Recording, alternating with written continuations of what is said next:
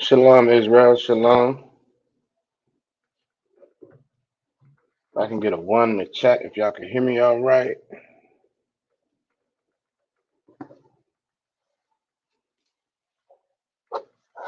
If y'all can hear me all right, can I get a one in the chat?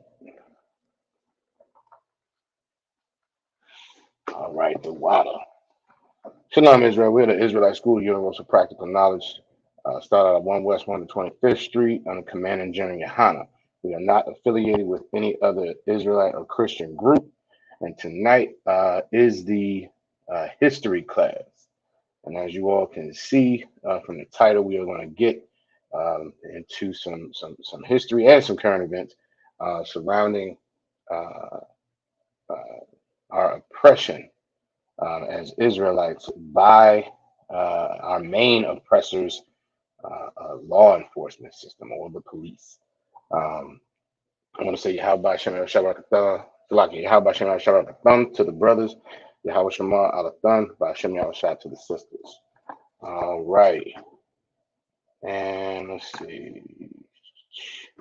We'll do our shout outs right quick. All right, my rib is in the building. Shalom. Obviously, Yagadar's in the building. Shalom. Sister Coco's in the building. Shalom, sis. And Trooper Kazaki is in the building. Shalom, shalom, shalom. All right, so as we get into it, we're going to get some perspective. I have Well, now, as we get into it, I'm like y'all know I like to ask questions, get the participation up early, right? So, who is familiar with the brother Jadarius? I believe it's Jadarius Rose is how you pronounce his name.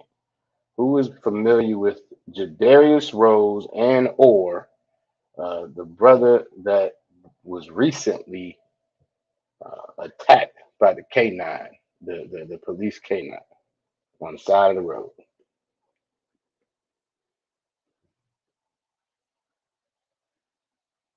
Who has heard about that? Kind of lie.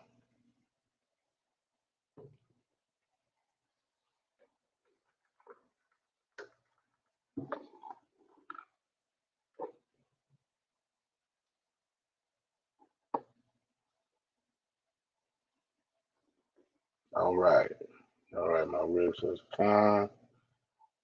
Obviously, Yagadar says he said, okay, so you seen the video, right? I've seen the video also. I'm not going to show it tonight um, because I haven't been able to find the first one I saw. So um, the first video I saw was the brother pulled over. He now, for anybody who doesn't know, right, this brother, I want to say he's like 20, 21, 22, maybe 23 years old. He drives transfer trucks, so the big 18 wheelers, right? So he's the first video I saw. He was pulled over on the side of the road, and this was on a police dash cam. The police, so like it. 1 second.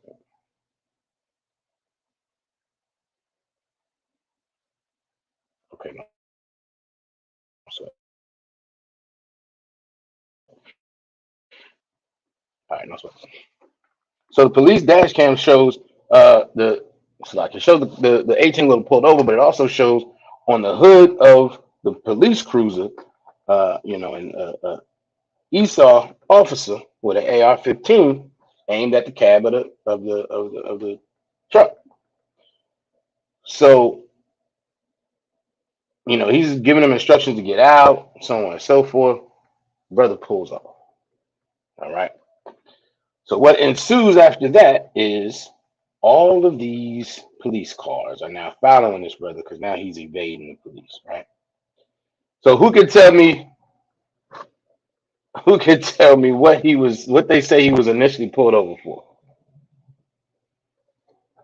Because this is how crazy this mess is. Who knows what they claim he was initially pulled over for?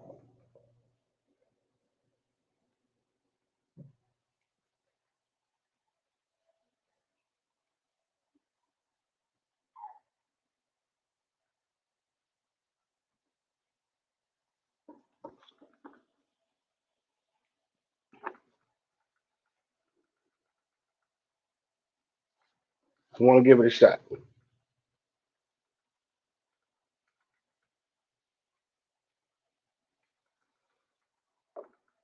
All right. Give her eye and hand. Right. It said he was pulled over because he was missing a mud flap. Now, what I don't understand is how you can get pulled over for missing a mud flap, and it's the proper thing to do to pull out an AR-15. So the brother pulls off, and anyone except Sister I, because I know she knows the answer. Who knows what he did next? Who can guess what he did next? Even if you don't know, who can guess what he did next? Now the brother has multiple police cars behind him at this point. The brother is scared for his life, as he should be. Right. I know you know the answer, so I'm not doing that. Who else other than Sister I can tell me, or even give a guess on what they think happened next? Okay, give Officer Yagadar a hand.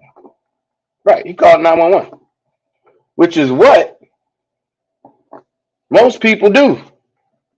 What we're told we should be able to do when we fear for our lives.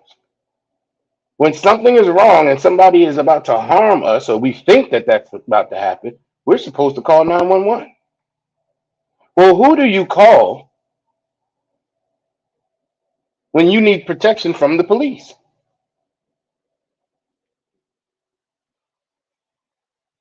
Anybody? Who do you call?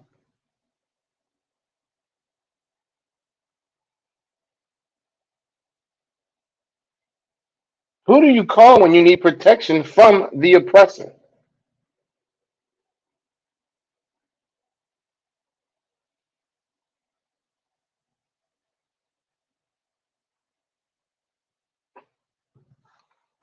That's right. I say the Most High. It's about the only option we got. It's the only option we got because who we can't call is other police.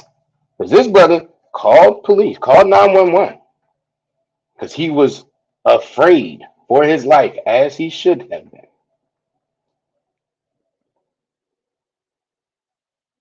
And when they pulled him over, he gets out of the car. When he pulled him back over, I believe they put the Officer Yagadar right, the Most High. That's the only option we had because we can't call them because this brother tried.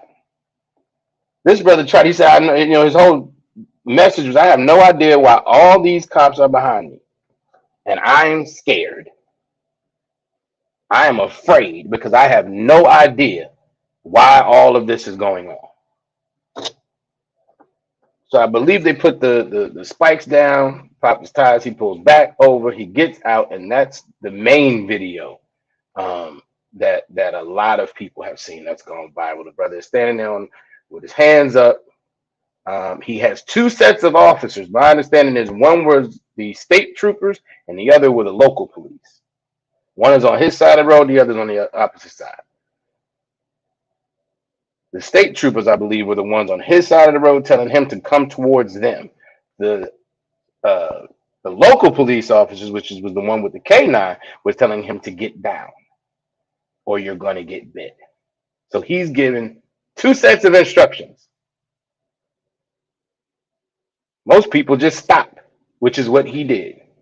He just did not move, had his hands up, and despite many, several orders not to, they released the dog on this brother.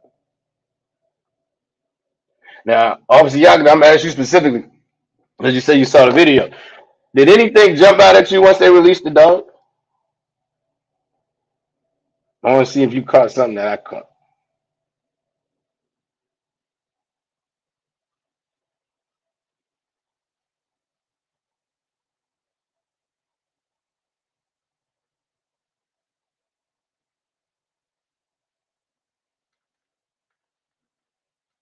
Because there's one thing when that dog was released that was very telling about that entire situation.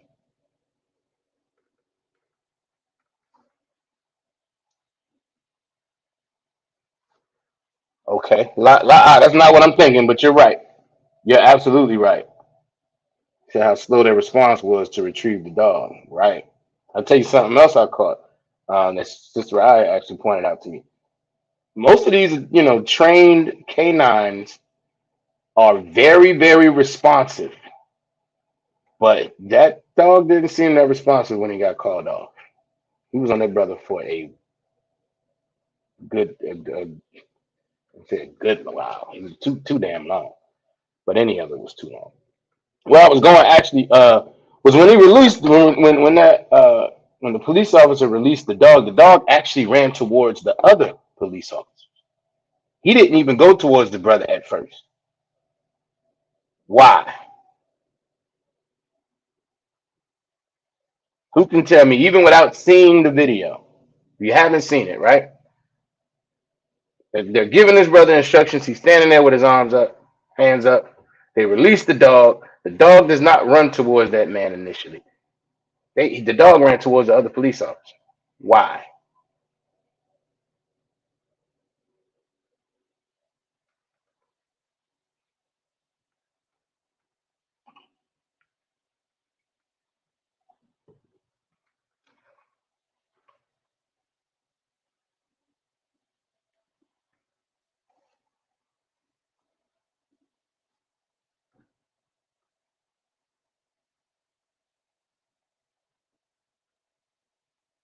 All right.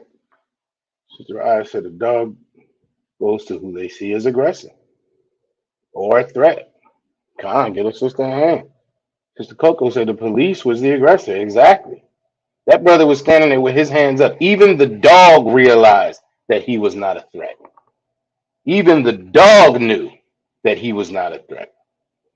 Obviously, Agdar says the police officers ignored all the instructions to not release them in spite, still instructed the dog to attack the brother. Exactly. Exactly. The police officer was told several times, do not release that dog with his hands up. Did it anyway. The dog, smarter than Esau, realized he's not a threat. Let me go over here to where other things are going on. There's all this yelling over here with all these other cops. And then the dog had to be redirected back to attack the brother that was unarmed with his hands up.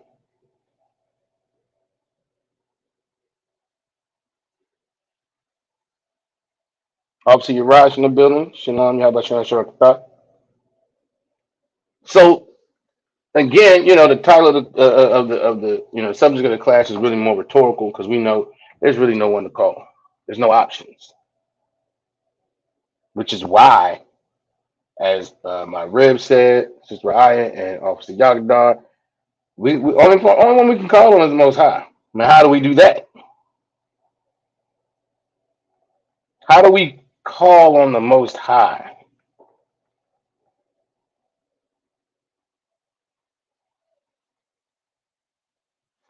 to get protection from the police?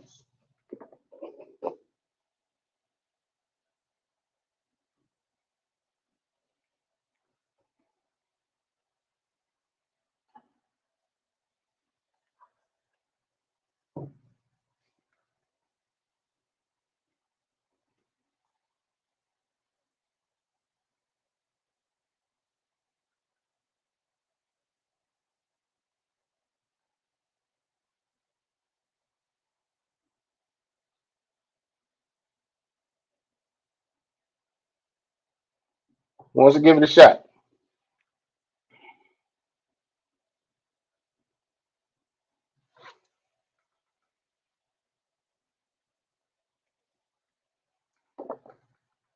What should we do?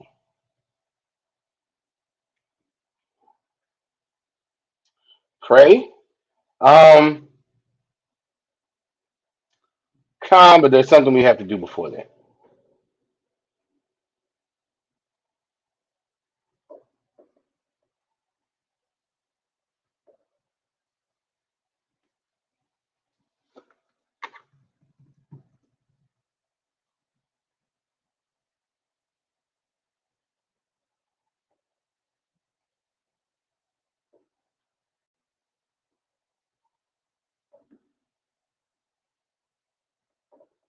Bear with me.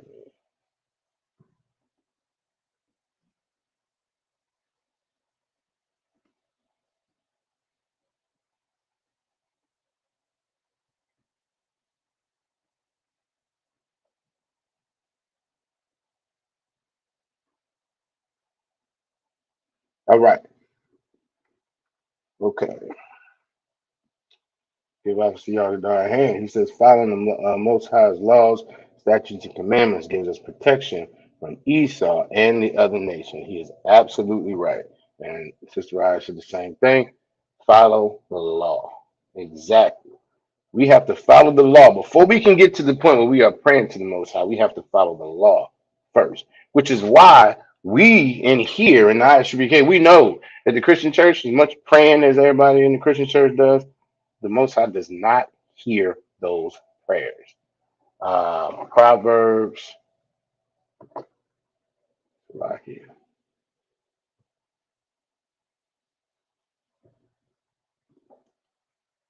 See what this one do. There it is. It says Proverbs. Oh, no, we good. This is Proverbs 28 and 9. It says, he that turneth away his ear from hearing the law, even his prayer shall be an abomination. This is one of those wonderful scriptures that the Christian church does not teach. That no pastor in the Christian church has ever, maybe never even read, but definitely not going to teach it. He that turneth away his ear from hearing the law, even his prayer shall be an abomination. So all of that I'm praying that they do in the church, all of that is an abomination to the Most High. All right. Let me see.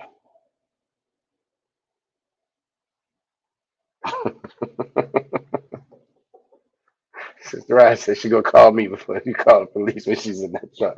That's absolutely accurate. As you should. As you absolutely should. All right. So let me see. So we're gonna get into some history now. So everybody may not know, but I know some of you all definitely do. So uh the history, the origins of the police department as we know it in America is what? Real quick, who could tell me?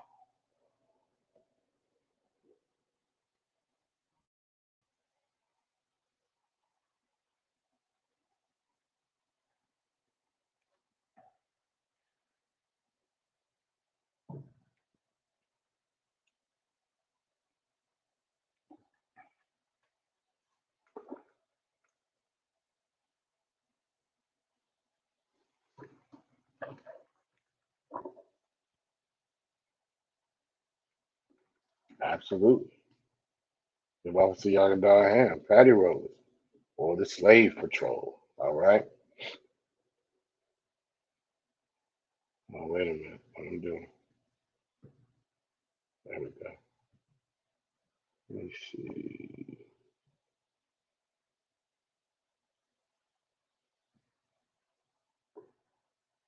This is an article from the this is University of Alabama. Right, yeah. University of Alabama, Birmingham. Right?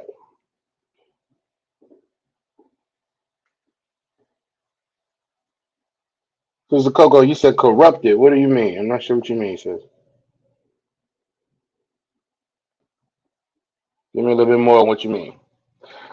All right, the history of policing in America says the history of policing can be traced back to the days of slavery in colonial America. In the South, where slavery was central to the economy, slave patrols, responsible for capturing runaway slaves and returning them to their master, was the first unofficial police in America. And this is something that our people do not have a good understanding of.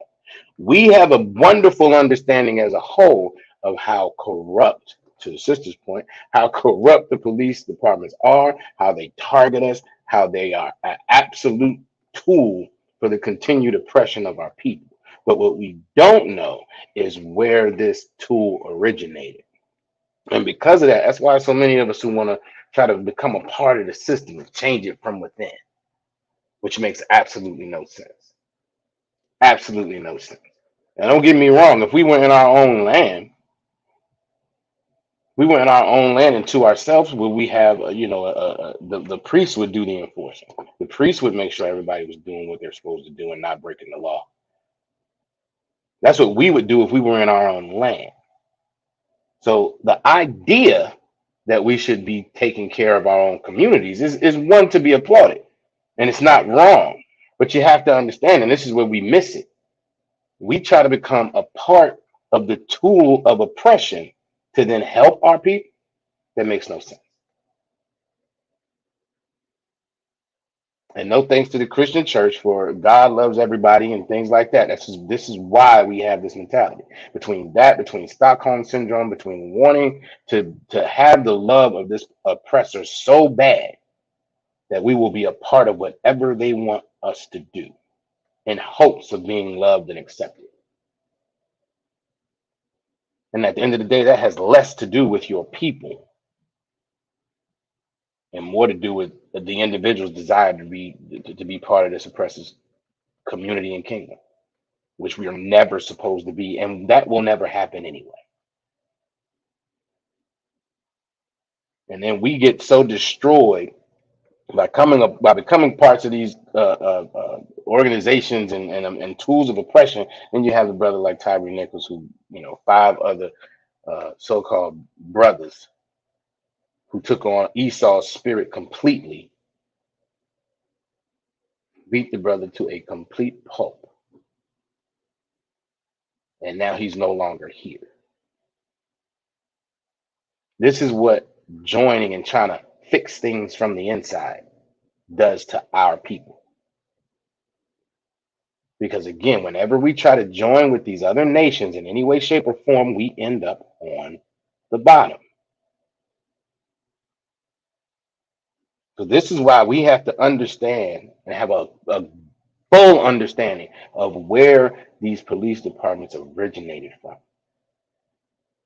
And once we know that, then you can have a better understanding of, oh, well, that's why they're all in throughout the Black community. That's why the most of the focus of their work is in Latino communities, because it's used as another tool of oppression. You police any community more than another one, you're going to find more crime. That's where you're looking for it at. And then what happens once they find the crime? What do we then officially become? Let's see who's in the spirit. Let's see who knows where this goes.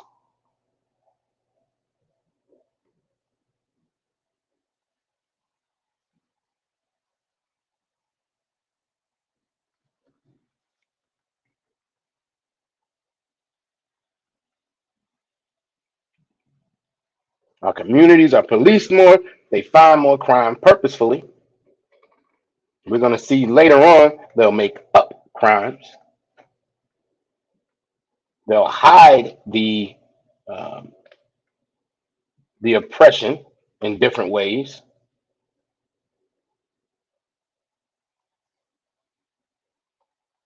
But what end is it working towards?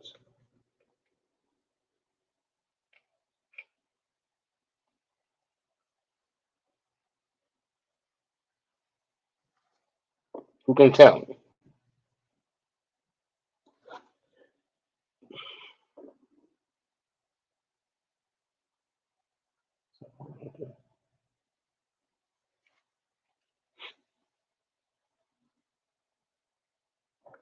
Give Officer Yagadar a hand. Once we are convicted of crimes, we can now be slaves according to the United States Constitution. And that plan is in full effect every day. All right, let's keep going. Says, considering how slavery itself was one of the most egregious treatments of mankind in human history, slave patrols were essentially cruel in ways. Oh, were especially cruel in ways that in the ways they captured runaway slaves and punished them for daring escapes.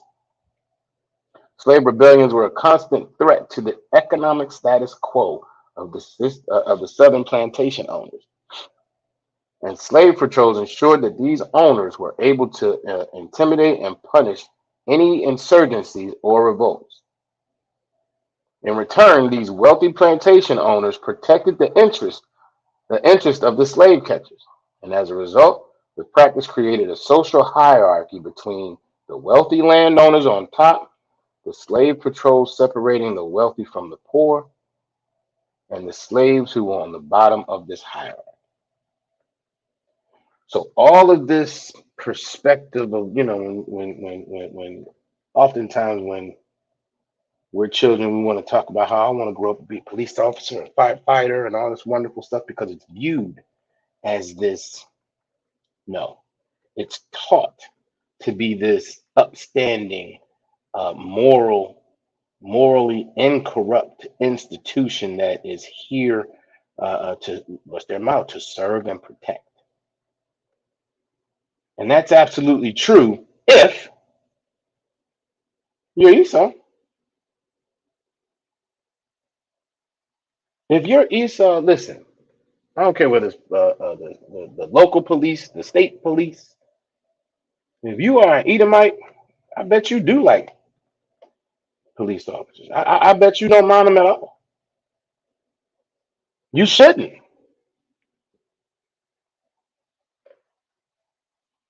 because they are, again, the origin of it is a tool to protect Esau's kingdom, to protect Esau's status, to ensure that Esau is on the top.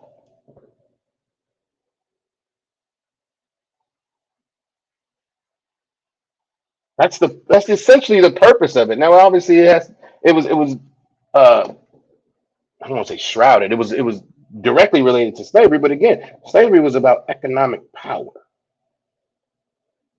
partly anyway. That's why the United States of America is a superpower, because of our ancestors and our forefathers' blood. That's why.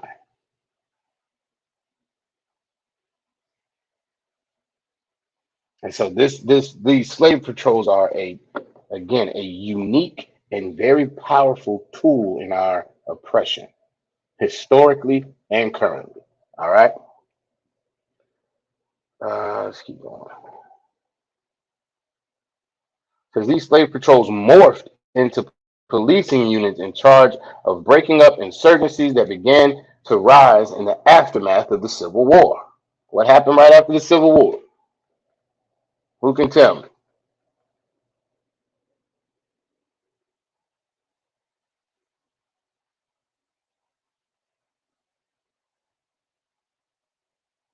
There's a time, a period in time. It has a particular name.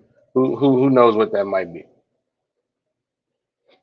The Civil War is over, and now they're trying to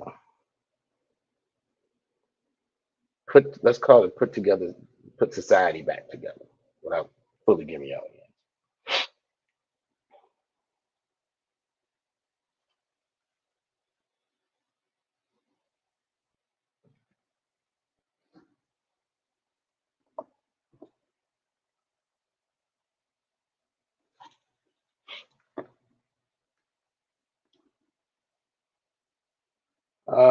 Let's see. Not Jim Crow.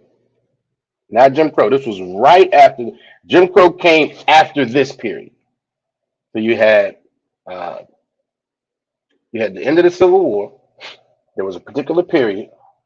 That's the one I'm looking for. And then you had Jim Crow. I was Corral come in the building. Y'all by shout out like the start, brother.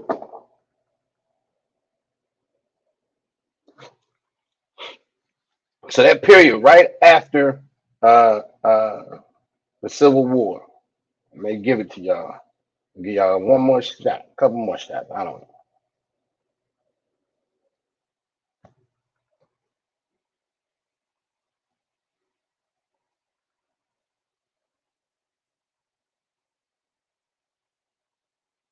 Like, I'm gonna help y'all out. Okay. Not quite. Not the Emancipation Proclamation. All right. Let me see if I can get y'all there. So right after the Civil War, which the Emancipation Proclamation kind of helped more for all of that, even though again that had nothing to do with them or Lincoln being interested in freeing the slaves. He just wanted to keep the Union together, and that's again that was an economic issue. Um, right after that, though, right? So now the Emancipation Proclamation is coming to effect.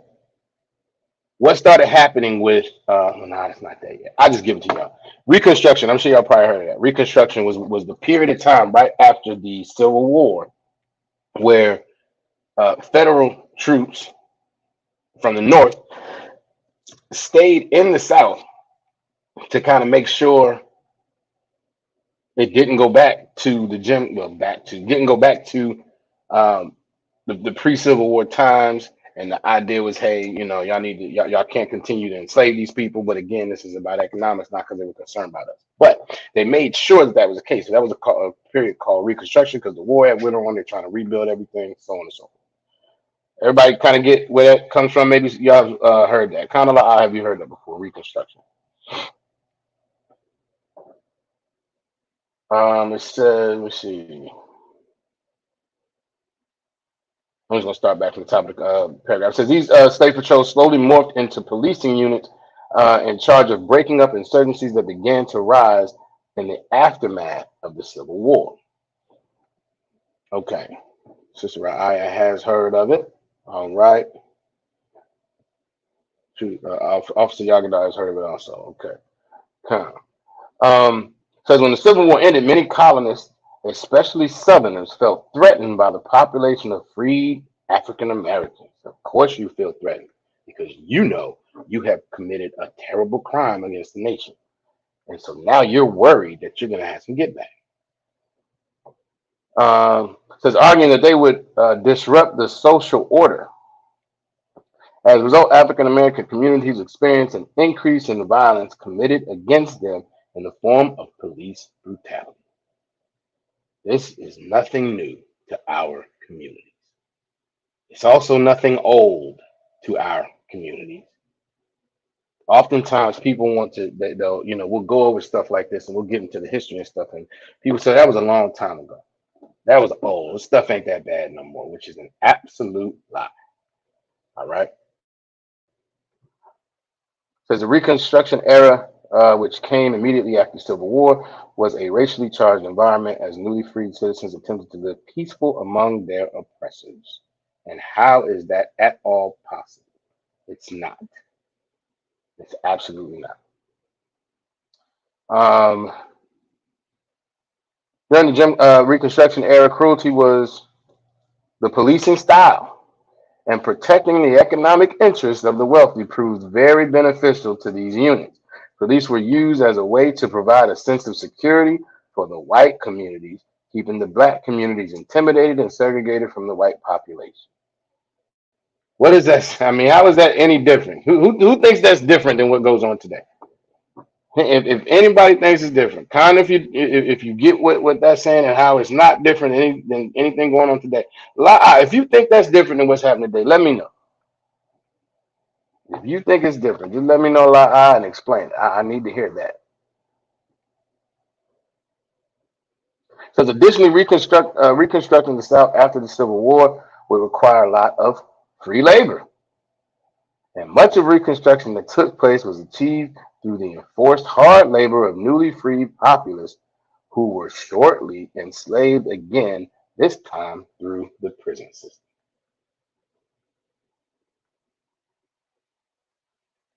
This, so often people say, "Oh, the system is broken." This system is not broken. This is how the system operates, and we need to know it. As so-called Blacks, Latinos, and Native Indians, we have to have an understanding that this Esau system is not broken. This is how it functions. This is how it was meant to function.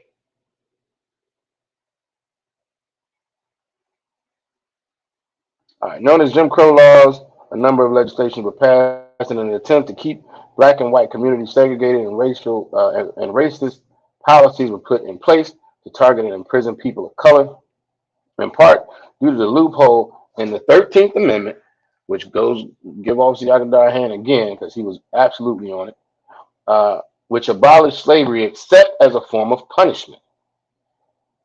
Policing centered around rounding up and arresting African Americans for violating the racist Jim Crow laws, denying them their fundamental rights as human beings.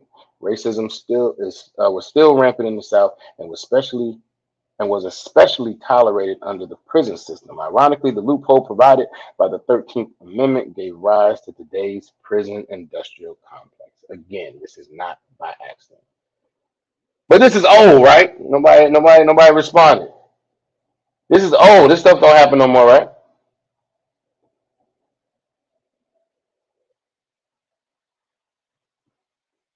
This is old though, right? I'm talking about stuff from none of us were even alive back then. That's what the press says now. Well, nobody is even alive to own slaves. This stuff is old. Doesn't matter anymore. You didn't experience slavery. You weren't a slave, right? Officer Yagadah said nothing changed but the vernacular. Exactly. It's just the verbiage. It's just the verbiage. So, if just in case there's anybody out there who doesn't believe nothing's changed or doesn't believe that it's the same, let me get it right. We're gonna go over some different stories that I was able to find, and we're gonna see how old these are. And let's see whether we should feel like we're in a better space and we're no longer oppressed and all of that good stuff, right? So before I get into that, anybody else? So obviously I came up with, not came up, I brought up the brother with the attack dog. Who's heard anything else relatively recently? When I say relatively recently, probably within last 5, 10 years. Obviously we got George Floyd, right? Unfortunately, that brother. Who else? What other names of our peoples can anybody throw out there? Michael Brown, I believe, was another one. Of course, you got Trayvon Martin, Sandra Bland, Orlando Castillo, Alton Sterling. Um, who else?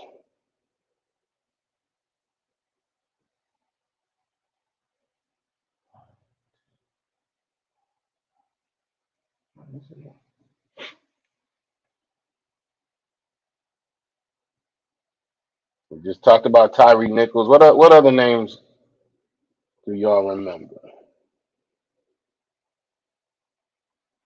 There you go.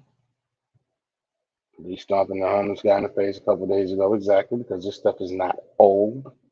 It absolutely continues. Who else?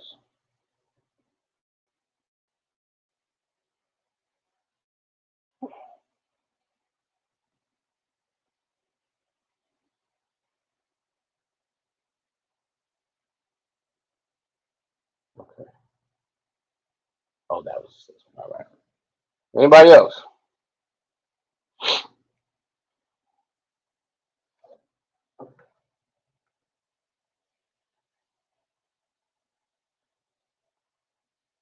There you go.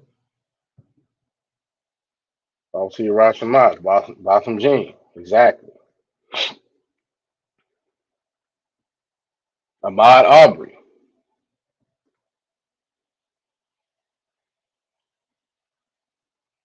Shalom.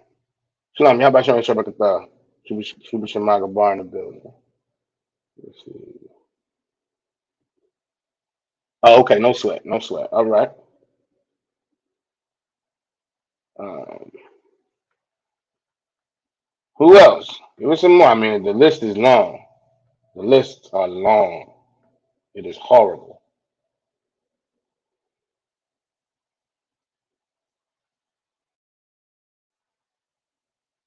Absolutely horrible. What was the other brother? Was in Baltimore? Was his name Freddie Gray? I believe it was. There you go, Eric Garner. That was a brother selling the I think he was selling loose cigarettes or something like that up in New York. Got choked out. Right. There we go. Breonna Taylor. Exactly. Sandra Bland. Orlando Castile. Right. Freddie Gray. Right. Right. So now let's get into some now because now these are all people who obviously lost their lives, right? Who were unalived by this wicked oppressor. But we're gonna get into some, I don't want to call it deeper stuff, but it's deeper than just that. Let me say it that way. Meaning what happens in our communities is when these situations happen, oh, we're all in an uproar. This is terrible. I'm trying to get myself together. Y'all bear with me. Was everybody's in an uproar and it's terrible, and that's then we want to go on marches. We want to do all this stuff. George Floyd was a great example of that. Everybody was all up in arms and it was terrible, and we got a march, and then Black Lives Matter, which has nothing to do with black people. That is an alphabet community organization. Um, but all these things happen, and then we tend to forget till next time. And what we're not aware of is how much this stuff goes on every day outside of somebody being taken out of here, outside of the ultimate, outside of somebody being unalive. We're not aware of this stuff.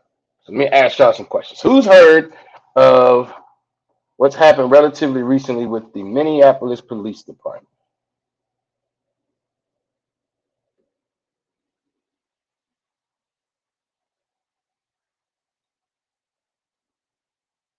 Has anybody heard anything relatively recently about the Minneapolis Police Department?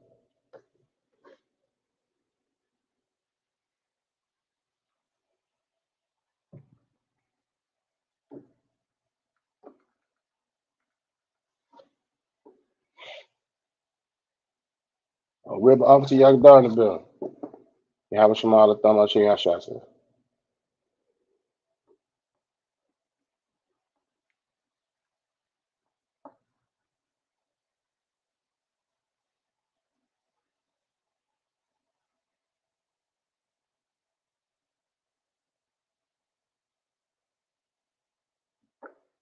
Shamaga boy, you said they locked up. What you mean?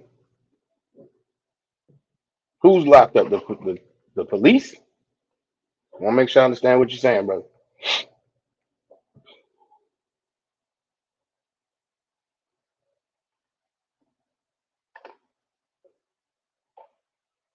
Kind of like, who's heard? Who either you have heard or you haven't? Y'all let me know.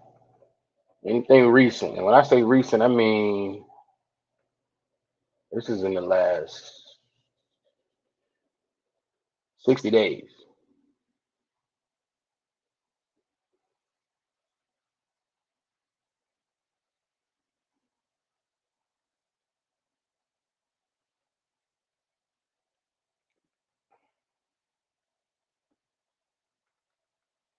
Okay, no sweat, brother Salah. All right,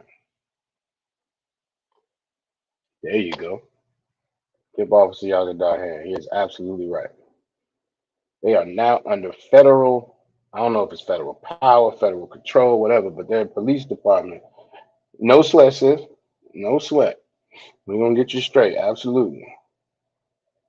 Right. The feds basically took over the police department.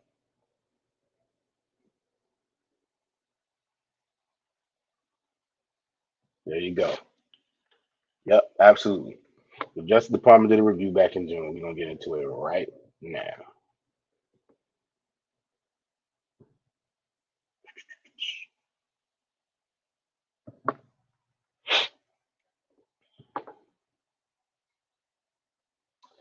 It says U.S. Attorney General Merrick Garland on Friday, and this is back in June, accused the Minneapolis Police Department of a pattern of bias and excessive force, the product of a wide-ranging federal investigation into the department following the 2020 killing of George Floyd. It goes into who George Floyd was when that happened, and not to glaze over the brother, but I just want to make sure we stay focused on what happened recently. All right. Um, like it said on Friday, Garland said that the federal investigation revealed long-standing problems existed in the department before that moment, meaning before George Floyd. The patterns and practices were observed. The pattern and practices were observed made what happened to George Floyd possible.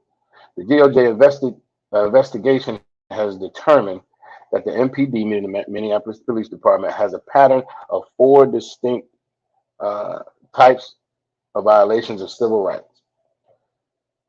Officers use excessive force, both lethal and less lethal, racial bias in law enforcement, with the disproportionate stops and actions taken against blacks and Native Americans.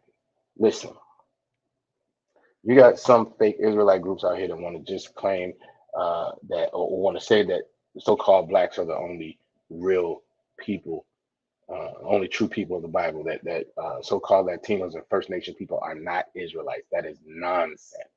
This is why we are the home of the truth, and they are not. We teach the actual truth of the Bible, and our First Nation brothers and sisters suffer the same things that we do. All right.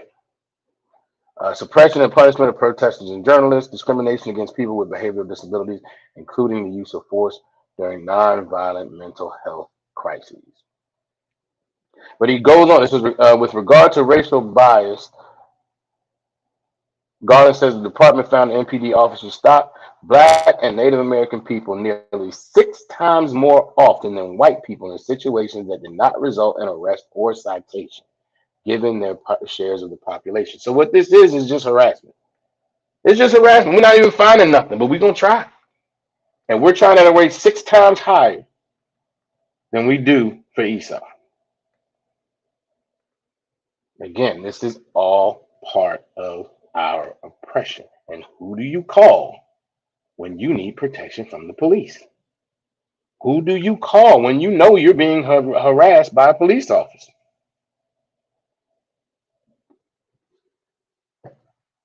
Like it says, Garland says investigators also found several examples of officers who were not held accountable for their racist conduct until there was a public outcry. Meaning, until anybody hears about it, it's okay. It's okay. It's fine unless we have to hold somebody accountable. Right. Absolutely. The same thing was happening in Ferguson. That's right. Because we understand that while then we're going to get into a few different locations. But that's the point. No locality, no state, no specific police department is immune from this. This happens all across the country, everywhere.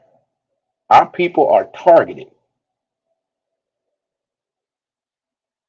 because it's a tool of oppression. It's one of their biggest tools of oppression. They can unalive us, they can make us slaves, all legally. People won't go to jail. Every once in a while, they do. But as I'll say often, even a broken clock is right twice a day. By and large, no, they're not held accountable. They are not held accountable. Matter of fact, that's Zechariah 11:5. Let me get that real quick.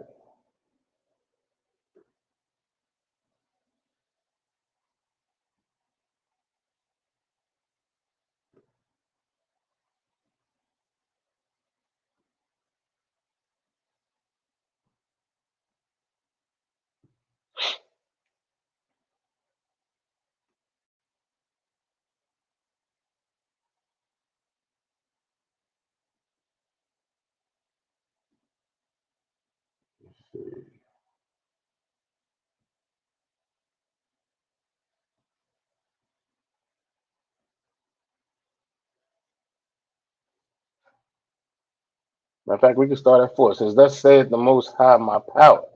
Feed the flock of the slaughter, whose possessors, it's like in verse 5, whose possessors slay them. and hold themselves not guilty. They don't hold themselves guilty when they slay our people.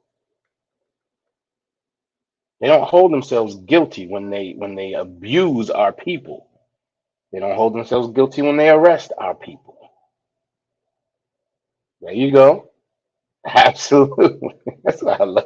That's what I love, my brother. We be right there on it. Absolutely. Damn right. The wild. They slay our people and they don't care. It's not wrong to them because they don't hold themselves guilty unless they absolutely have to.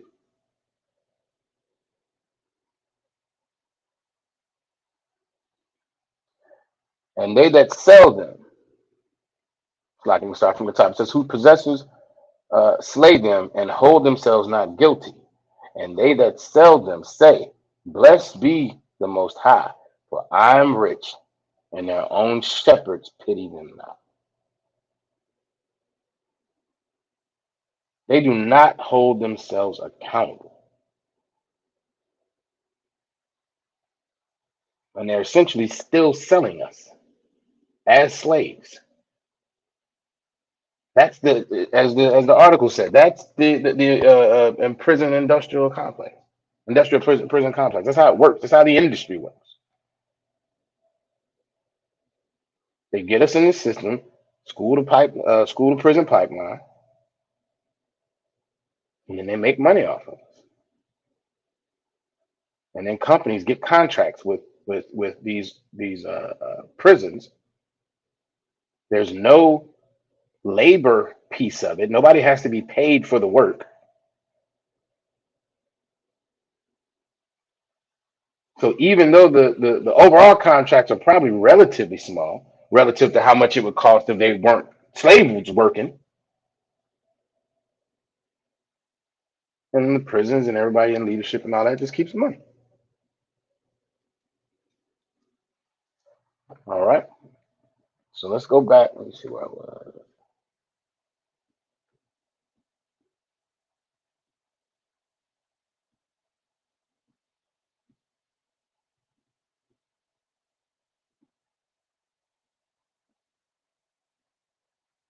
So the DOJ found MPD officers had a pattern of being too quick to fire their weapons, as well as an over reliance on tasers, even on people who were not being violent. So they're tasing and unloading weapons when there's no evidence of anybody even being violent.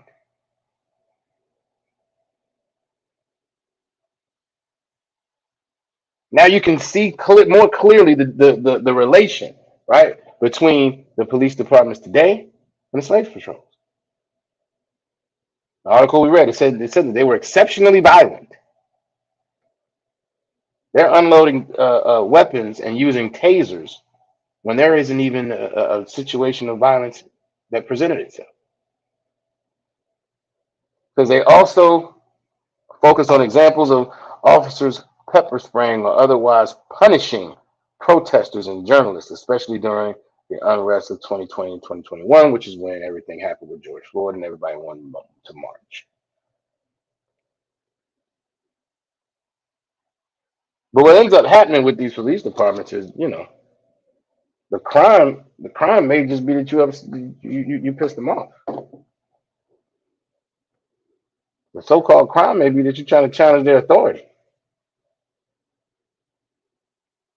The so-called crime may be that you're out here protesting. And you need to be punished real time. So now they're going to pepper spray. But even as it said, this is something that happens at a rate much higher for blacks and Native Indians. Let's keep going though, because that what happened. Let me see. There was another one I had in here.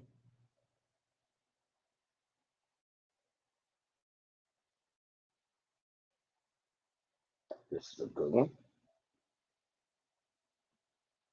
Who's heard anything about?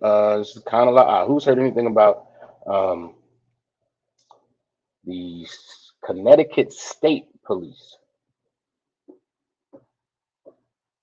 over the past, I think it's about a month, about a month ago. Anybody heard anything about that? Kind of like,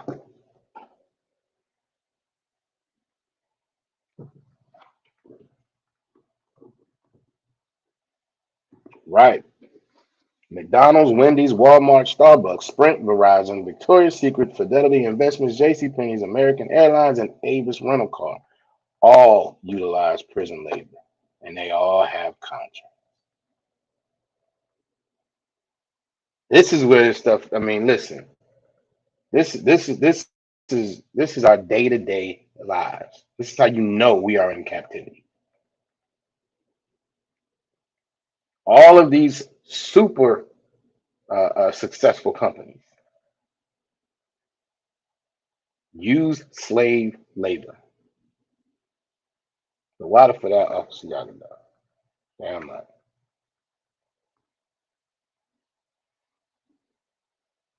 All right, no sweat. We're gonna get it right. All right, all right. So yeah, she's heard of it. All right. So let me see. Let me share this one.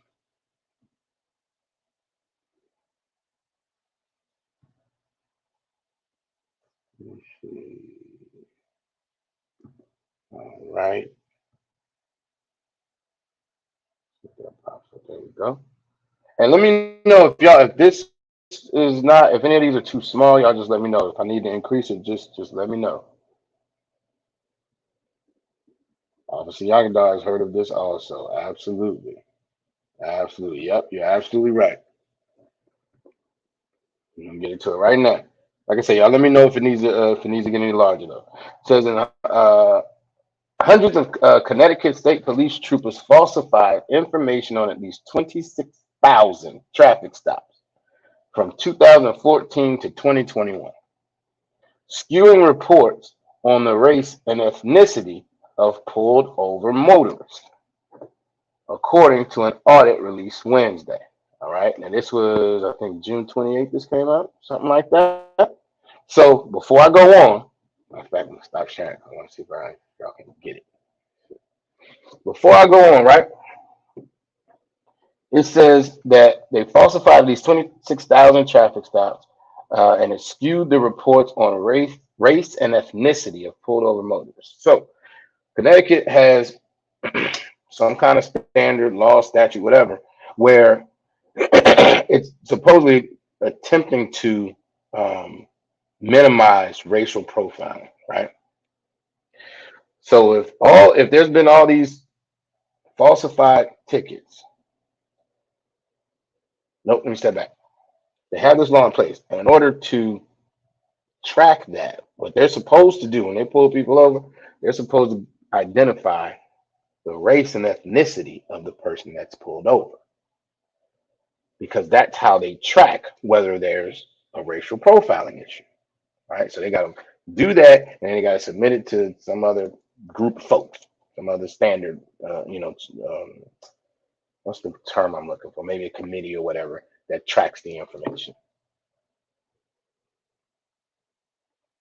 Let's see. Rebel Officer Yagadar says the state of Maryland uses inmates to make masks and other COVID-related items during COVID. Look at that. Damn shame. See? It's rampant. It's absolutely rampant, and it's still going on. Our labor is the most valued commodity in this country's history, and they're still reaping the benefits of it. The water for that says. But yeah, so they track the race of the people that they pull over. That's submitted to a committee who keeps all that information in a database, right? So, what could they have done? What might they have done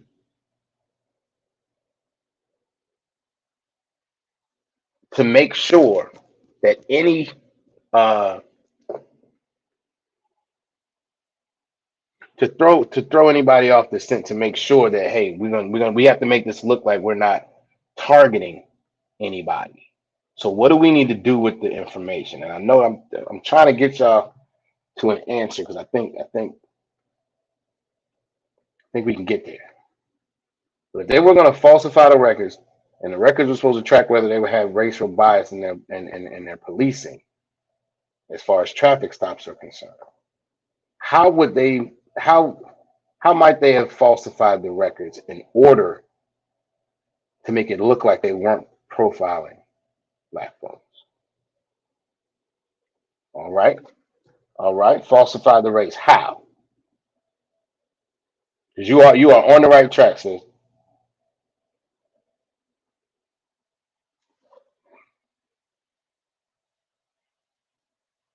How would they have falsified the race?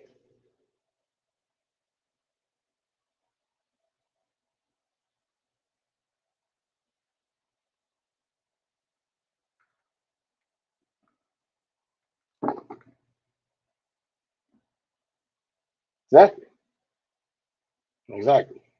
You should say you put an over Esau, right? All right, now let me bring this back up.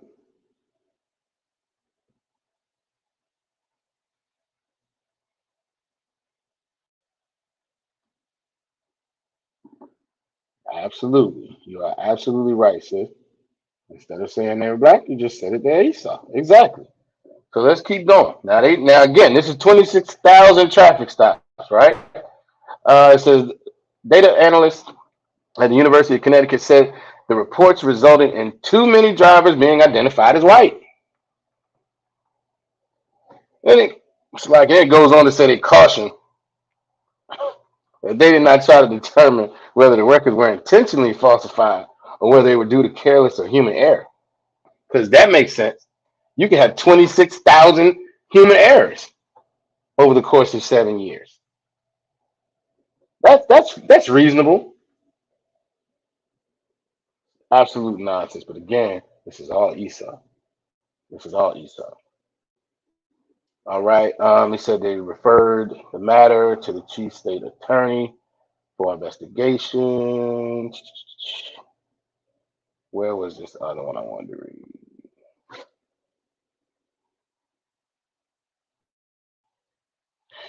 Here it is. It says the audit was spurred by a Hearst, Connecticut media report last year that said four state troopers in the Eastern Connecticut barracks intentionally created hundreds of bogus traffic stop tickets to boost their productivity numbers. The internal affairs investigators, after internal affairs investigations, one trooper was suspended for 10 days, another was suspended for 2 days, another um, two retired before they could be suspended.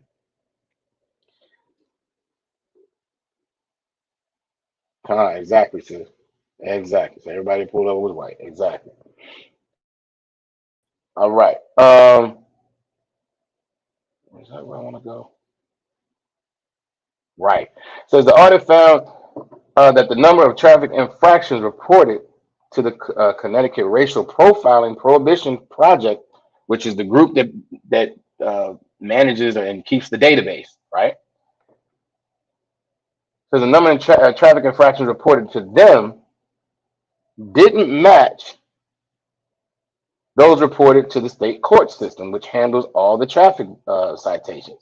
According to the analyst with the Institute of Municipal and Regional Policy at the University of Connecticut, the analysts have a high level of confidence that at least 25,966 infractions recorded were falsified uh, and submitted to the racial profiling system. The audit said the number of falsified infractions records could be as high as 58,553.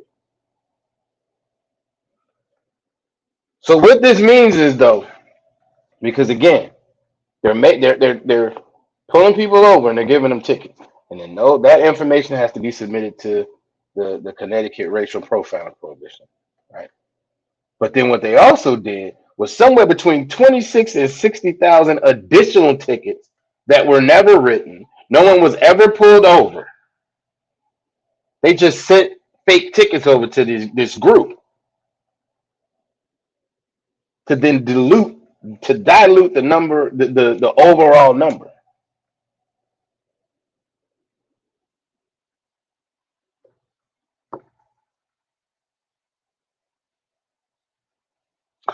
It's a good point. Officer Yagadan says it's probably the only reason they got caught. Because if it was us, they would have got away with it, right? If the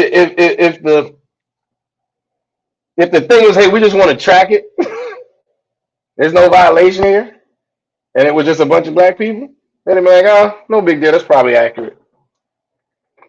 But because it was a bunch of Esau, like, oh, y'all putting over that many? Plus, you had the other issue of they have the group that's holding the database and keeping track of all the records. They got records of all these tickets that don't exist over here in the court system. But again, for you this to be your practice, how bad was your racial profiling approach that you had to write between 26 that or had to report between 26 and 60,000 additional tickets that you claim were for white people?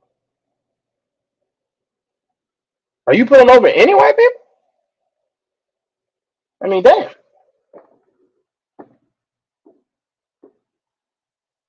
It goes on though. It says we are. Let me see. Let me scroll that up a little bit. We are talking about a pattern of having records where you cannot find a corresponding record in the court system.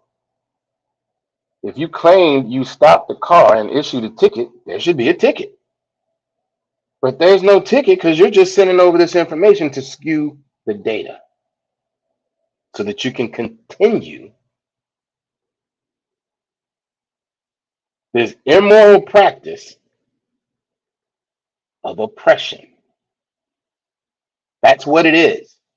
We want to continue to oppress these people. We want to continue to keep the school to prison pipeline going. We want to make sure that we are continuing to pull as many resources out of these communities as we absolutely can. And we don't want anybody to tell us we're doing anything wrong. So we're going to skew the numbers.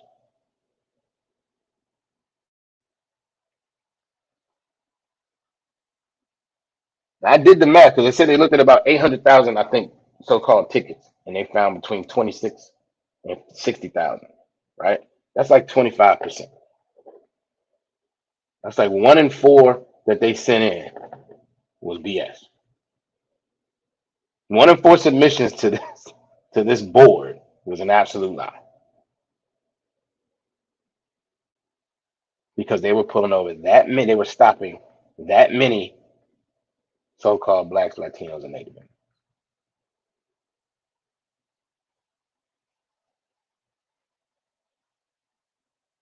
Says the analyst said they audited traffic stop information submitted by about 1,300 troopers, and 311 of them had statistically significant number of discrepancies during at least 1 year.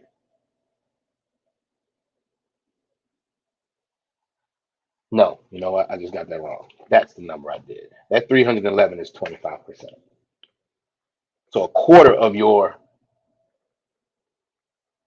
police force was responsible for this. We got 4 police officers there. One of them was doing this. And as we all know, if one of them is doing it, somebody else is aware of it. But they are the biggest gang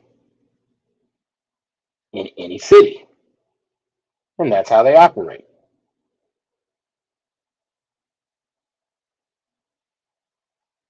So if one of them does it, even if I'm an officer and I'm aware of it, I can't say nothing. What am I gonna do? Who am I call? Nobody. And at that point, I'm implicit. I'm agreeing with it. I'm okay.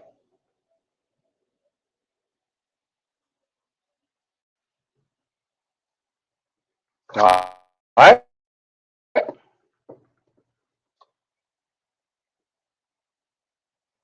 There was another one. And these are all recent stories. I know you probably heard about this one. Who heard about the 2 brothers that were tortured for 2 hours? I think that's this one. Right. Who's heard about this one? Kana La'a.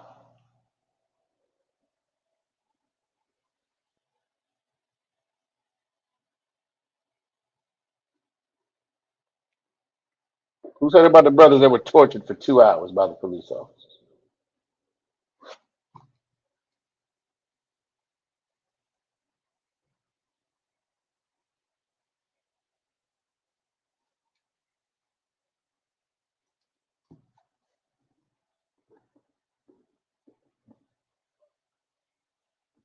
All right, Officer Yagdar is familiar.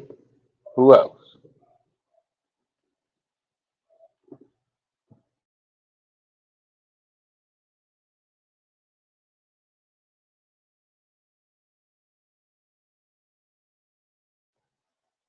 Who else is familiar? Kanala.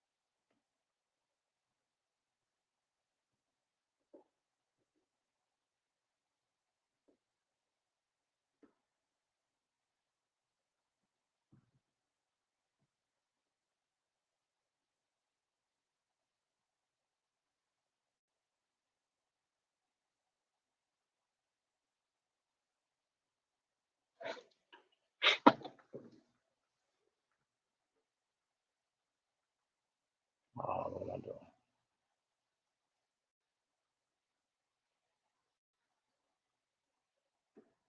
Kanala. Who else is familiar? Now, better yet, here's another question. I mean, we talked about it earlier. We can't call the police when we are under the foot or under the knee of this oppressor because their main tool is the police. So we have to call on the Most High. We just said we do that by following the law, right? But what does the Bible say about not following the law and what happens?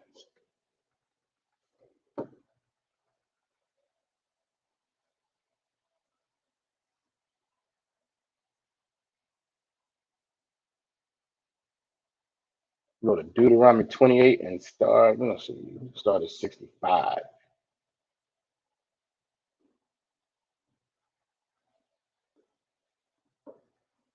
This is what the Most High told us was going to happen if we did not follow the law, statutes, and commandments. Verse 65 says, and among these nations shalt thou find no ease. We have no ease in this country. We have no ease in this kingdom. But these other nations do. Esau definitely does. Moab does. Amalek does. All these other nations have ease over here. So-called blacks, Latinos, and First Nation people, we don't. We have no ease in this country. It says, neither shall the sole of thy foot have rest. We don't have any rest here. We can't, as we're going to see in this next story, we can't even rest in our own homes. We have no rest in this kingdom. It says, but the Most High shall give thee there, Shalakia, but the Most High shall give thee there a trembling heart and failing eyes and sorrow of mind. This is what happened. This is the condition that our people are in. This is why we have to have discussions with our children once they start driving about how to interact with police. We have to tell them to be respectful, look people in their eye, make sure you're clear when how you're speaking, don't move too fast. And your whole goal is to get home. These are the type of discussions that we have to have with 16, 17-year-olds. Just because they're going to get in a car and drive to their little job, drive to school.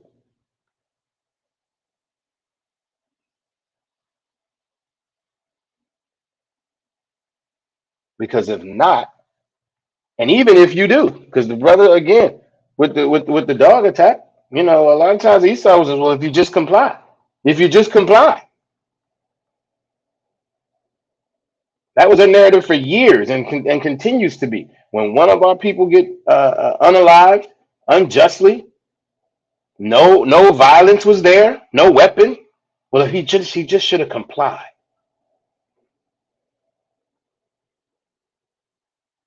That brother complied, was standing in the street with his arms up,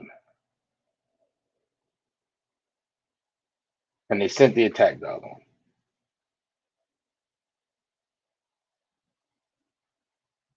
This is why our hearts tremble. Most of us know. Listen, if you're an Israelite and you get pulled over, even if you don't know you're an Israelite, you just think you black, you think you're African American. The same thing goes through your head when you see blue lights come up behind you. The same trembling of your heart happens.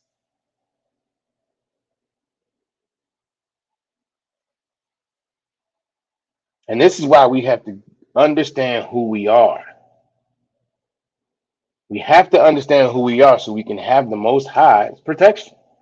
So we can do what we need to do. So we can call on the Most High to protect us from these police.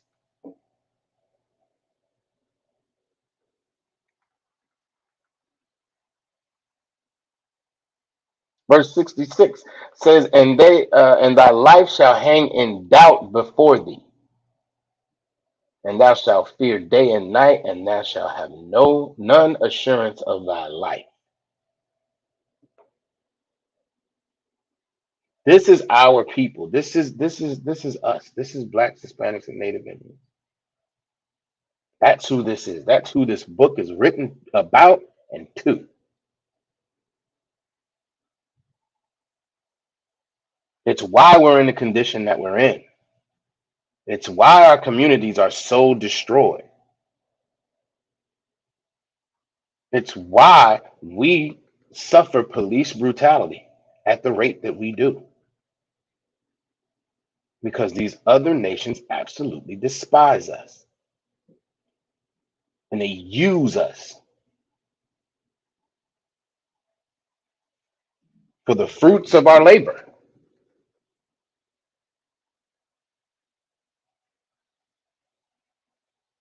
And they are completely committed to doing so.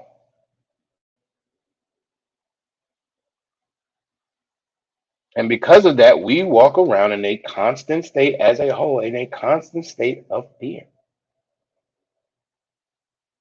How many times, especially in my generation, I mean, I don't know what they do today, because these kids. But anyway, our generation, it used to be a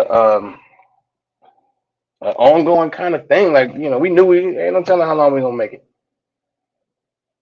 There was a lot of brothers, and there's still a lot of brothers coming up in rough situations where their neighborhoods are so run down. Our neighborhoods are so destroyed. There's drugs everywhere. There's unaliving going on everywhere. It's like an absolute war zone every day.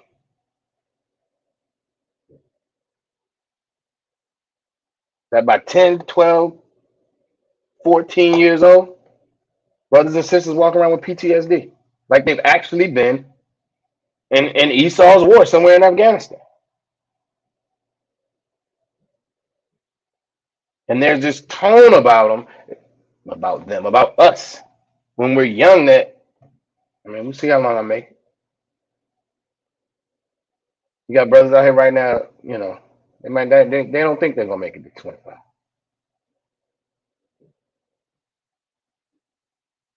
You got sisters out here that don't think they're gonna make it to 25. That is living in doubt of your life. That's having no assurance of your life. And the reality for us is we have to understand, even if we're not in those environments, the wrong traffic stop, we can be the exact same way.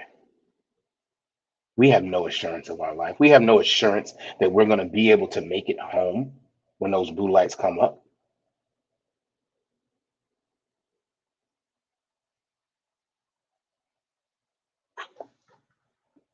Right. Sister said like Ice Cube song, "Today was a good day." Right. That entire song was about, hey, I made it home. I got up, I went about my day, and I made it home. Automatically a good day.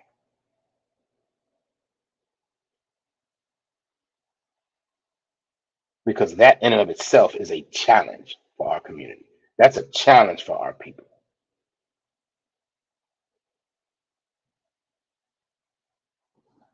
All right.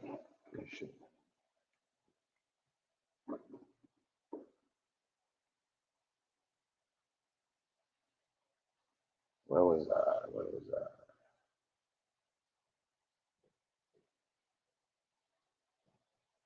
All right, we're gonna keep going. Matter of fact, let me pull.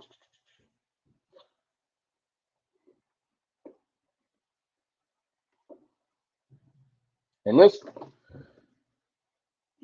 oppressor is so wicked. This oppressor is so wicked. We were naming people, right? We missed one, of course. Tamir Rice. That brother was, I think, 11,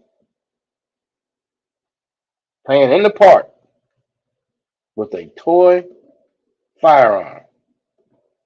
Something that so many of us did as children. I mean, when we played cops and robbers and so-called cowboys and Indians and whatever else, because that's what children do. Children often imitate adults, and as they play. What do you want? Like we were talking earlier, what do you want to be when you grow up? A lot of people, I want to be a police officer because it's portrayed like it's this upstanding profession. This young brother was out there playing. Police rose up, and I think within 2 seconds, took him out. A child. What? As verse 50 says, Deuteronomy 28:50, a nation of fierce countenance. Their face is fierce, which shall not regard the person of the old, nor show favor to the young. This oppressor does not care. It's just if it's us. If you are a Black, Latino, or First Nation person, this oppressor does not care if you're young, does not care if you're old. Things that naturally come, you naturally have compassion for older and younger folks. Most people do. Most times, people naturally have a compassion for somebody if they're older. Definitely if they're younger. Not this oppressor. He does not care. Absolutely does not care.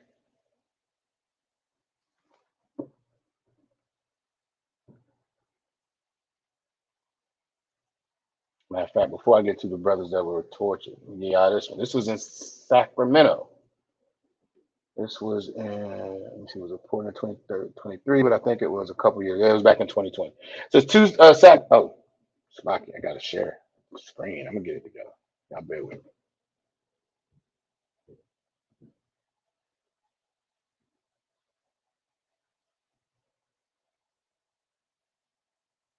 Two Sacramento police officers called a group of children offensive names before handcuffing a 14-year-old boy. So like a 14-year-old black boy, according to the records from the Sacramento Police Department released last week, sorry. And this was about a month ago that this article came out. The Sacramento Police Chief Kathy Lester issued allegations of excessive force against Officer Connor Lawrence and discrimination against Officer Brandon Lundgren, according to an October 2021 disciplinary letters. Both officers are still on the force. Lester ordered them to complete additional training and develop a community engagement project that involves children in South Sacramento. Because that's what's wrong, training. They were trained wrong. Let's find out what they did, and then we'll figure out. They must have some egregious training. Uh, so the discipline resulted from an incident on October 10th, 2020, when the officers were dispatched around 10 p.m. to the area near the Delta Shore Shopping Center in Meadowview after a report of children, quote, loitering, fighting, and deterring patrons from going to the businesses. Of course, loitering is a old tactic. Loitering was one of the first tactics that Esau started using after the Civil War. Loitering was one of the first offenses, criminal offenses that we were charged with. Because now loitering is, you know what? Let me look up that definition.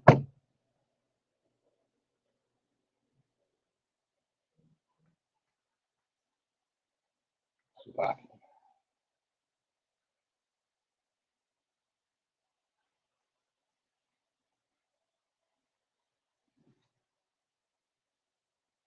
To loiter is to delay an activity with idle stops or pauses, to remain in an area for no obvious reason.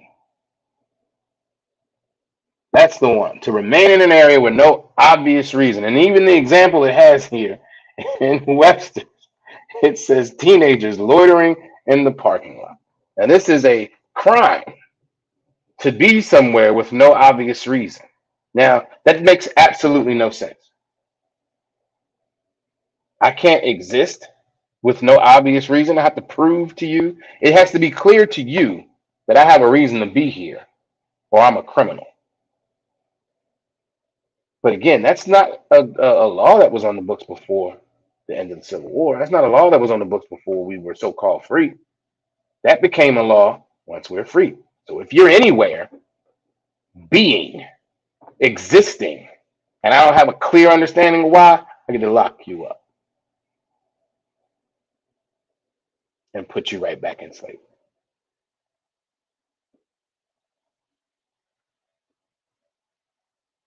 This is the oppression that our people suffer and well suffered and suffer. All right, let's keep going on. Because Lawrence was recorded on body worn camera calling the children so quote ghetto and asking how many of them were drinking lean. Terrible. He says Lawrence called the group retarded. Then he says I should just go out there and grab someone and effing ka. So Lawrence said on the recording. Lawrence said on the recording, the officer admitted in July 2021, in a July 2021 interview, that his use of ka could be interpreted as using force or shooting. This was his demeanor. I should just go in there and take somebody out. And these are children.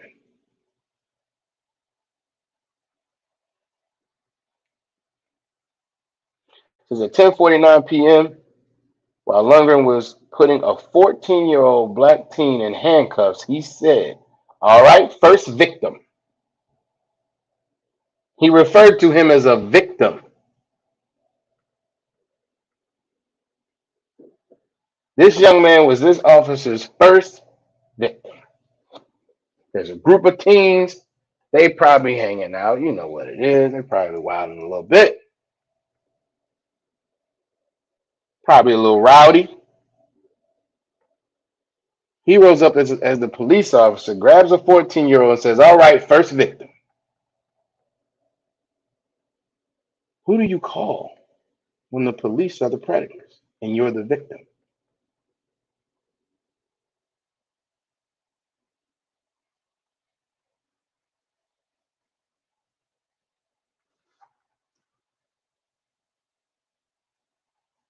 Right. Yes, this was on their own body camera. You're absolutely right. They do not care. But that also gives you a deeper insight into what the culture, what they expect the culture of the police department to be. They don't care because there's no expectation that they should. There's no expectation that there's going to be any blowback. There's no expectation that they're going to be held responsible. And even after all this, we already see they got some, some training, but they're still in the force. Nothing happened.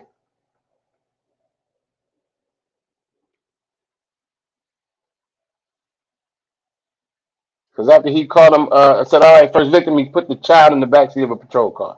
Says Lundgren then spoke to the boy, calling him and the group of kids a pack of animals.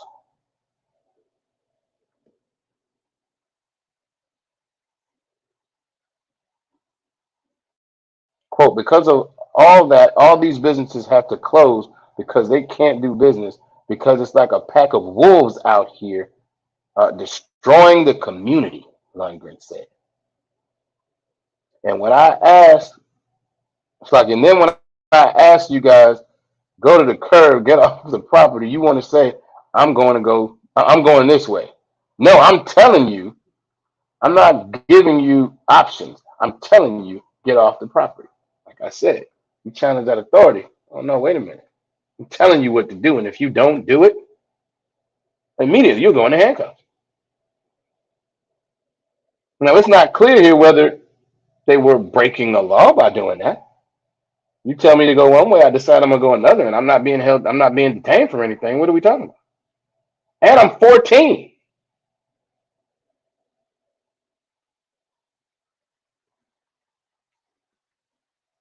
But what does he say? I could tase you.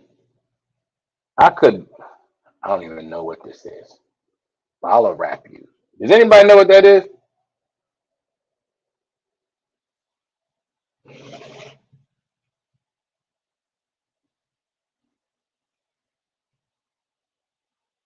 Is that an actual term? Oh, it's a police. I'm sorry, Slocky. It's a police restraining device. I've never heard of that. Uh, I could shoot you with the beanbag round. He continued. I could deploy a dog on you. I mean, is this really how you're going to grow up and live your life? Just F the police? Live a great life and show some respect because right now you are the problem with our society. You are the problem with our country. This is the police now, today. This is not 10 years ago. It's not 30 years ago. It's not 50 years ago. It's not 100 years ago. It's today. Absolutely. Give that sister a hand. She's absolutely right. The police department is the biggest gang in any city of the U.S. And guess what? We are their primary enemies. They are our primary enemies. But we don't have the ability, nor should we, to fight them the way that they fight us.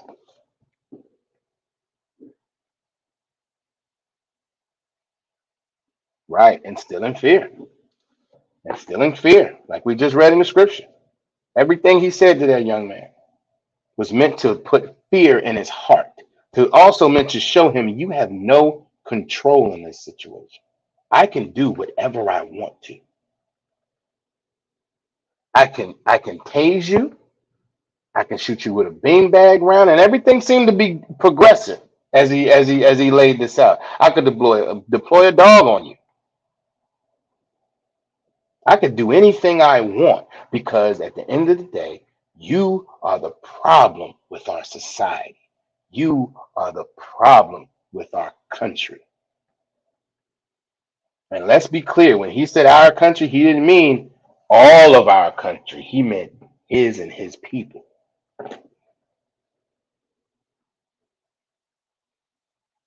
So again, who do you call for protection from the police? If you are a so-called Black, Hispanic, or Native Indian, you can call ISUPK and get in these classes. You can call ISUPK and get in this school under Command of General Yohana. You can become a part of the solution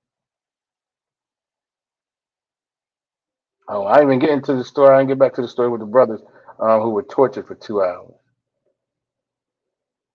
It's terrible.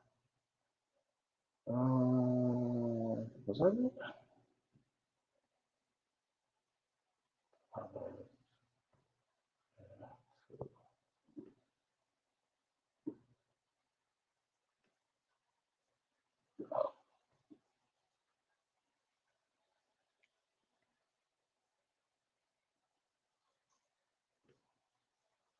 There we go.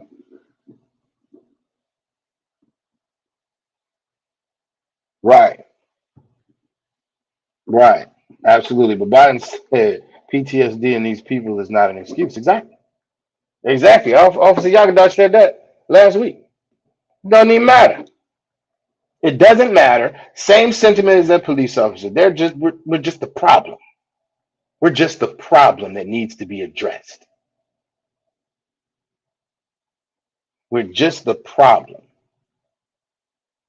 You have an interaction with a 14-year-old boy like that. I'm assuming, I can only assume the rest of the group was, similar age. Now you've affected everybody in this group. Every child who heard you talking to that young boy that way. That not let alone the young boy. Let alone the 14-year-old and the trauma that comes with that. Everybody who watched it was traumatized. And they wonder why we have the demeanor that we have when it comes to the police. They wonder why we don't trust them. They wonder why we say F the police. This is why. But we as so-called blacks, Latinos, and Native Indians, we got to take it a step further. Because it's not enough just to say that. We have to take it a step further and do something. Now, what these Christian leaders and all these other, blackity black folks will tell you is, oh, you have to organize and we have to, talk about it and have speeches and summits and all these panels. And we have to get into politics and we have to get on the police force to try to change it from the inside. All of that's nonsense. All of it. We've been doing that. Everybody, again, our leaders have absolutely failed us. So-called Christian leaders, so-called political leaders. Everything they've tried has absolutely failed. And it's failed because we do not have the Most High on our side as a whole. And the only way we do that is to come back to the law, statutes, and commandments, get back in line with the Most High. Come back, it's like it come into the Israelite School of Universal Practical Knowledge so you can learn who you are. Learn to follow these laws. Last scripture.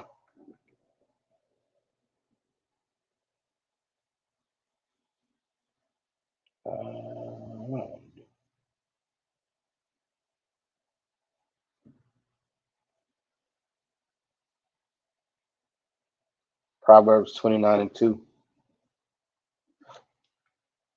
They are absolutely diabolical. They practice psychological warfare. They destroy our people just because they can. And when the righteous are in authority, the people rejoice. But when the wicked beareth rule, the people mourn. That's why our people stay in a constant state of mourning because the wicked are in rulership right now. And that is partly our fault. They're in rulership because we are not in our proper place. We are not in our proper place because we decided to turn our back on the Most High. And when we come back, if you come across this video, contact the school. If you are not in the school, contact the school. Start coming to these classes. Check in with your name, city, and state. Learn who you are. Learn what you should be doing as an Israelite. If your father is a so-called black, Latino, or First Nation person, you are an Israelite.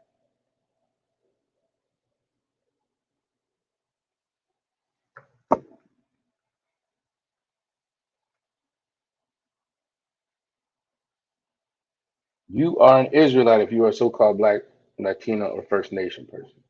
Come, get into these classes, find out who you are.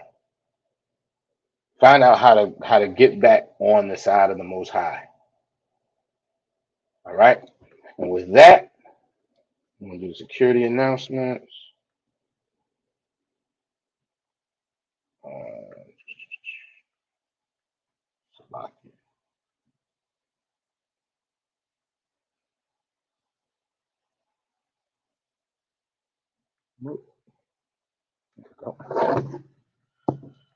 All right. Salaki. We are the ISUPK, started out of 1 West 125th Street, Harlem, New York. Rule for new brother or sisters.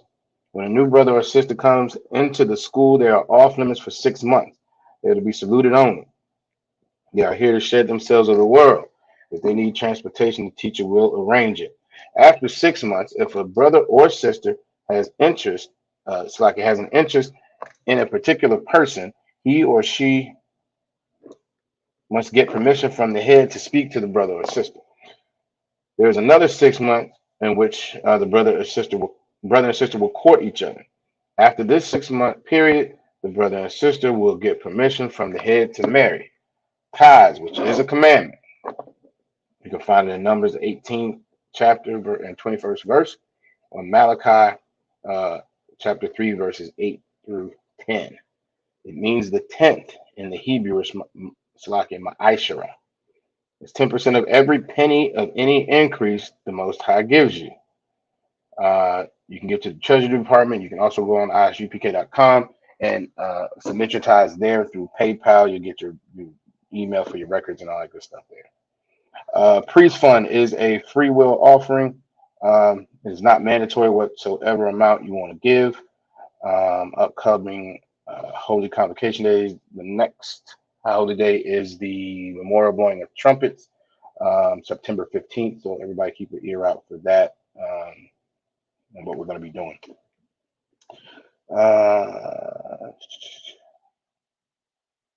And lastly, if any brother wants to be a trooper in the school, you need to get an all black boot, shirt, pants, headband, and war scar. Make sure you get in contact with Captain Nazi like Nashal, Officer Rosh Moth, let them know. And they will get you straight from there. And with that, I'm going to say Shalom Israel. How about Shem Shabrakatah? Salaki, how about Shem Shabrakatah to the brothers? How about Shamar Alathan by Shem Shah to the sisters? Class dismissed.